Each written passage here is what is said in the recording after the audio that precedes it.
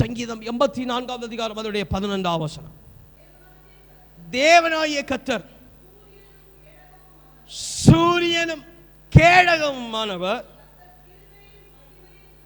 கர்த்தர் கிருபையும் மகிமையும் அருளுவார், உத்தமமாய் நடக்கிறவர்களுக்கு நன்மையை வழங்காமல் போக மாட்டார். அல்லேலூயா, அல்லேலூயா. இப்ப கர்த்தருக்கு பயப்படுகிற பிள்ளைகளா இருக்கிற உங்களுக்கு அவர் நன்மையை செய்யாமல் போக மாட்டார். அல்லேலூயா, அல்லேலூயா, அல்லேலூயா. அப்படிப்பட்ட நீதி சூரியனாய் இருக்கிற ஆண்டவர். அல்லேலூயா, அல்லேலூயா, அல்லேலூயா.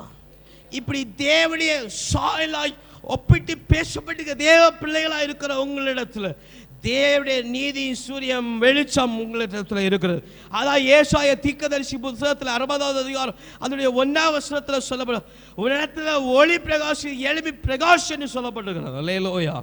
வாசிங்க, ஏசாயா 61 வாசிங்க. எழுப்பி பிரகாஷ், உன் ஒளி வந்தது, கர்த்தருடைய மகிமை உன்மேல் உதித்தது. அல்லேலூயா. அது உதித்திருக்கிறது, உன் குடும்பத்தில் உதித்திருக்கிறது, உன் பிள்ளைகளிடத்தில் உதித்திருக்கிறது. அல்லேலூயா.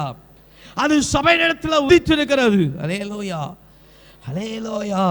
இது நிமித்தம் அவர் நன்மையான காரியத்தை தராமல் போக மாட்டார். அல்லேலூயா, அல்லேலூயா.